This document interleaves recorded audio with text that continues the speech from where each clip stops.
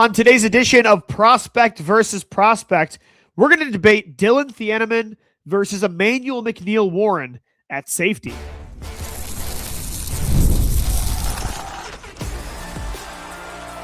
You are Locked On Eagles, your daily Philadelphia Eagles podcast. Part of the Locked On Podcast Network, your team every day. Thanks so much for making Locked On Eagles your first listen each and every day. And thanks for making the Locked On Podcast Network the #1 sports podcast network. Welcome into the bonus show for Monday, April 6th. We had Mock Draft Monday earlier today. Now I want to continue a segment that we started on Friday called Prospect versus Prospect. And this is a segment that I like to do with two really close prospects at the same position on similar tiers. I think when you were putting together your draft board, your rankings, these guys would be very close. And I think it would be almost a game time decision during the draft when you're on the clock of who do you decide? Like, this is a really close debate, not some of these more clear and obvious ones at certain positions where prospects are separating themselves. This is all about some day one debates, day two, or day three. Last week, we did an edge rusher debate about Akeem Mesidor and Cassius Howell. And why that worked is because they both are very good players on tape getting to the quarterback, but both have one obvious red flag that teams might be turned off by, and therefore they will not be a first-round selection, maybe closer to a second-round pick. Or teams might bank on one or the other despite that red flag and make them a day one selection. Cassius Howell has short arms. Akeem Mesidor is going to be 26 as a rookie in September. Today, I want to talk about two safeties that I don't really think have a lot of red flags. The debate is not about red flags, but it's more about, I guess, maybe personal preference with what you're looking for a safety prospect on day one. If it's not Caleb Downs, I think we all know Caleb Downs is the clear and obvious #1 safety out of Ohio State. He's going to be a top 10 pick. Do I think Caleb Downs has a higher ceiling than Dillon Thieneman or Emmanuel McNeil-Warren? I actually do think that is up for debate, but Caleb Downs' floor is so high. He's going to be a field general for a team for a very long time, and he can wear a lot of hats. Like, he is absolutely slam dunk going to be a top 10 pick. But who the second safety off the board is on day one, I think that's a toss-up, and I think it depends on what team you ask, what scheme that teams are running, what kind of safeties the team already has in their secondary, what kind of defensive backs certain teams are looking for, and what kind of traits people prioritize. Because when you line up Emmanuel McNeil-Warren's tape from Toledo and Dillon Thieneman's tape from Purdue and Oregon, I think it's equally as impressive. It's really tough to decide who's ahead of the other because they're different players. It feels like it's 2A, 2B. I could see a scenario where both end up being a first-round pick. Maybe both are second-rounders. I think at least one is going to go on day one. But I think it really depends on the style. And that's why I wanted to debate it today, because the Eagles' perspective on this might be completely different than another team. Maybe the consensus in the NFL is that Dillon Thieneman is the #2 safety. And I think that is true when it comes to the most complete prospect. But for the Eagles, like, I actually really like Emmanuel McNeil-Warren. I like his fit out of Toledo in the secondary better than Dillon Thieneman. I think Emmanuel McNeil-Warren is that exact kind of safety that I'm looking to pair Drew Makuba with deep in the Eagles secondary. Drew Makuba is a fast, rangy, ball hawk kind of safety with good coverage skills, but he's a little leaner in his frame, has some injury concerns. I think he's a player that you normally want to play deep in coverage. I think he showed a lot of improvement in the box as the season went on last year, showed improvements as a tackler, but then what happened? He got hurt in the second half and, his body couldn't hold up. So I think Drew Makuba is somebody that I want playing deep the majority of the time and using those instincts, using the ball skills, using that speed and range and almost a cornerback-like background. And then to complement him, what I would love is the Eagles version of Nick Emmanuel. I want this lengthy, taller, physical, enforcing safety that can line up all across the line of scrimmage, all over the formation. He can play deep. He's got that kind of range, but he's physical. He can be almost a dime linebacker that gets dirty against the run. He can set the edge. You can use him as a blitzer. Just a really complete player. Kind of a chess piece like you thought about adding in the draft last year, and then you ended up doing it with Jahad Campbell, who you thought could play some edge and linebacker. Well, Emmanuel McNeil-Warren could play some deep safety, could play some box safety, could play some dime linebacker. You could use him as a blitzer, as a matchup kind of guy against tight ends. I think he packs a punch and forces fumbles. I think he has really good range. Do I want him as a single high safety all the time? Maybe not, but in cover two, I think he can play deep as well. And I think he is just the exact kind of guy that I'm looking for Makuba in the secondary at safety to complement his style. And I think the Eagles are too. When you look at the two safeties, and I don't think the Eagles will draft either of these guys because I don't think they're going safety day one. Just normally not what they do. Not ruling it out because they have gone linebacker, corner, safety with their last 4 picks in the first 2 rounds, but I'm not projecting it. But if they did, I think it might be McNeil-Warren over Thieneman because look at who the Eagles have met with. They've met with 2 day 2 safeties so far on top 30 visits. One is my guy, Jalen Kilgore from South Carolina, who is the exact kind of player that I'm talking about with McNeil-Warren. And then today, they set up a meeting with Arizona defensive back. He's a corner, nickel corner, but I think he translates best to safety. I think most of the NFL does as well.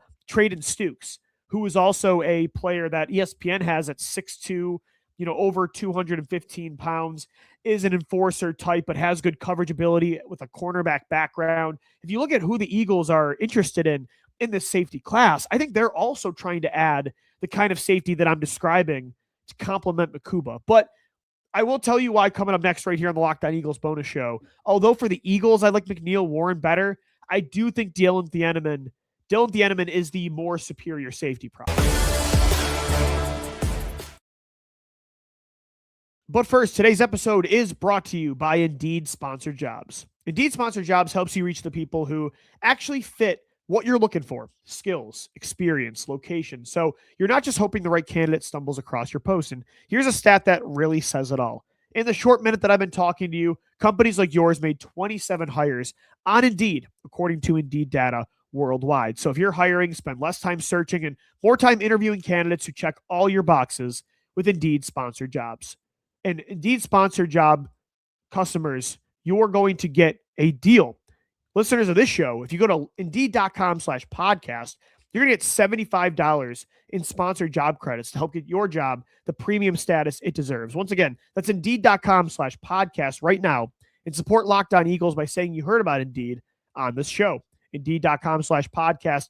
Terms and conditions apply. You need to hire. This is a job for Indeed Sponsored Jobs.